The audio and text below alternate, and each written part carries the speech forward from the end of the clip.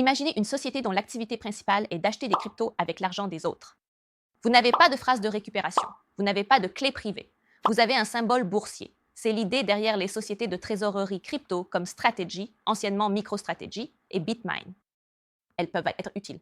Elles permettent aux investisseurs de s'exposer au Bitcoin, à l'Ethereum ou d'autres actifs via la bourse. Mais ce n'est pas la même chose que de posséder soi-même ces cryptos. Salut à tous, ici Serena de Stack Wallet. Aujourd'hui, on parle des sociétés de trésorerie crypto. Pourquoi elles existent? Pourquoi acheter leurs actions plutôt que des cryptos en direct? D'où vient l'argent, les risques? Et pourquoi la forme la plus pure de possession reste de garder ses jetons dans son propre portefeuille? D'abord, qu'est-ce qu'une société de trésorerie crypto? Normalement, une entreprise garde ses liquidités sur des comptes bancaires, des fonds monétaires ou de la dette publique. Une société de trésorerie crypto dit « Nous voulons que notre réserve soit en Bitcoin, Ethereum ou un autre actif numérique ». Bitmain est l'un des exemples les plus connus pour l'Ethereum. Au lieu d'acheter du Bitcoin ou de l'Ethereum, les investisseurs achètent des actions d'une société cotée qui en détient énormément. La société devient alors une sorte d'enveloppe pour s'exposer aux cryptos. Alors pourquoi acheter des actions d'une telle société plutôt que du Bitcoin ou de l'Ethereum directement? La réponse est simple. Ils veulent s'exposer aux cryptos via le système financier traditionnel. Certains choisissent d'acheter des actions via un compte de courtage traditionnel, mais ils ne veulent pas du tout gérer les plateformes, les portefeuilles ou les clés privées. Certains fonds ou institutions trouvent aussi plus simple d'acheter un titre coté que de détenir des cryptos en direct. Et pour certains investisseurs, l'enveloppe d'une société cotée est plus familière. Ils ont des bilans audités, des rapports boursiers, une gouvernance et un symbole boursier qui s'intègrent au système qu'ils utilisent déjà. Il y a aussi une raison plus spéculative. Certains investisseurs ne parient pas seulement sur le Bitcoin ou l'Ethereum. Ils parient que la stratégie de financement de la société peut surperformer la simple détention du jeton. Par exemple, si l'action vaut plus que les cryptos détenus, la société peut émettre des actions pour acheter plus de cryptos et augmenter la quantité de cryptos par action. C'est l'argument de vente, mais voyez ce qui change. Vous ne pariez plus seulement sur l'actif lui-même. Vous pariez sur la gestion, l'émission d'actions, la dette, le timing, la garde, la demande et le maintien de la prime boursière. C'est de l'exposition, pas de la propriété. C'est comme acheter un ticket pour une société qui possède un coffre-fort géant.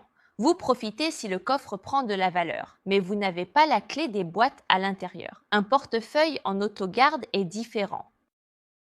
C'est comme avoir son propre coffre avec sa propre clé, où l'on contrôle tout ce qui entre et sort. Les deux ont leur place, mais ce n'est pas la même chose. Alors, d'où ces entreprises tirent-elles l'argent pour acheter toutes ces cryptos? De plusieurs sources. Elles peuvent utiliser les liquidités de leurs activités actuelles. Elles peuvent vendre de nouvelles actions. Elles peuvent faire des placements privés où de gros investisseurs achètent des actions nouvellement émises. Elles peuvent faire des placements privés où de gros investisseurs achètent des actions nouvellement émises. Elles peuvent utiliser des offres au cours du marché où l'entreprise vend progressivement des actions sur le marché. Elles peuvent émettre des obligations convertibles, de la dette ou des actions privilégiées, une catégorie spéciale d'actions avec dividendes ou traitement de faveur. C'est pourquoi ces stratégies peuvent se développer si rapidement. Mais ce n'est pas de l'argent magique. Chaque nouvelle action peut diluer les actionnaires existants. Chaque obligation de dette ou d'action privilégiée ajoute une pression à gérer plus tard. Parlons maintenant des risques. Le premier risque est simple. L'exposition boursière ne signifie pas posséder des jetons. Si vous achetez une action d'une société crypto, vous détenez une créance sur elle. Vous ne possédez pas de crypto directement. Vous ne pouvez pas prendre ces actions, ouvrir Stack Wallet et les dépenser on-chain. Vous faites confiance à la direction, aux accords de garde, aux décisions de financement, aux régulateurs, aux prêteurs et à l'humeur du marché. Le deuxième risque est la dilution. Quand l'entreprise vend des actions pour acheter plus de crypto, elle en possède plus globalement, mais les actionnaires actuels détiennent un plus petit pourcentage. Cela peut fonctionner si la stratégie réussit, mais ce n'est pas comme acheter et conserver soi-même ses bitcoins ou son Ethereum. Le troisième risque est l'effet de levier et la réflexivité. Quand l'action se négocie avec une prime, l'entreprise peut vendre des actions, acheter plus de crypto et renforcer son image. Mais si l'action chute, le financement devient plus difficile. Les achats peuvent ralentir. Les obligations de dette ou d'actions privilégiées peuvent devenir plus pesantes. Et dans certains cas, une entreprise peut devoir émettre plus de titres ou vendre des actifs pour remplir ses obligations. Le quatrième risque est la concentration. Les grandes trésoreries d'entreprises peuvent devenir des acheteurs puissants. Cela peut attirer l'attention et apporter de la liquidité aux cryptos. Et philosophiquement, cela ramène la propriété des cryptos dans des coffres d'entreprises.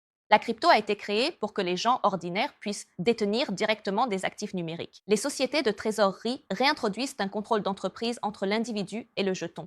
Voici la part de vérité. Les sociétés de trésorerie crypto ne sont pas forcément mauvaises. Ceci n'est pas un appel à les acheter ou à les vendre. Elles peuvent apporter de l'attention, de la liquidité et un accès institutionnel aux cryptos. Pour certains investisseurs, c'est parfois le seul moyen pratique d'y être exposé sur les marchés traditionnels. Elles s'intègrent aussi bien aux comptes de courtage, aux systèmes de déclaration, de fiscalité et aux outils de portefeuille déjà connus. Mais elles restent un produit financier enveloppant la crypto. Cette enveloppe ajoute des risques de gestion, de dilution, de dette, de primes, de garde et de structure de marché. La question importante est donc, que voulez-vous réellement? Si vous voulez une exposition au prix via la bourse, une société de trésorerie peut vous l'offrir. Mais si vous voulez de la crypto elle-même, la version la plus pure reste la détention directe. Et la détention directe implique des clés privées. Avec un portefeuille non custodial, vous détenez la phrase de récupération. Vous contrôlez les jetons. Aucune société de trésorerie, plateforme, courtier, prêteur ou conseil d'administration n'a à approuver votre transaction. Cela implique aussi une responsabilité. Si vous perdez votre phrase secrète, pas de réinitialisation possible. Si vous envoyez des fonds à la mauvaise adresse, personne ne pourra peut-être annuler l'opération. Mais c'est le compromis au cœur de la crypto. Moins de dépendance aux intermédiaires, plus de contrôle entre vos mains. Pas vos clés, pas vos jetons n'est pas qu'un simple slogan. Cela signifie que sans le contrôle des clés privées, vous n'avez qu'une créance sur le système d'un tiers. Stack Wallet est conçu pour l'autogarde. C'est open source, non custodial et respectueux de la vie privée, avec des options mobiles et bureaux. Alors, renseignez-vous sur les sociétés de trésorerie crypto. Comprenez pourquoi elles existent. Ne confondez pas la possession d'une action avec celle de crypto. Une société de trésorerie vous expose via la structure de quelqu'un d'autre. Un portefeuille en autogarde vous donne le contrôle via vos propres clés. Si vous voulez les jetons, gardez les clés. Merci d'avoir regardé et à la prochaine.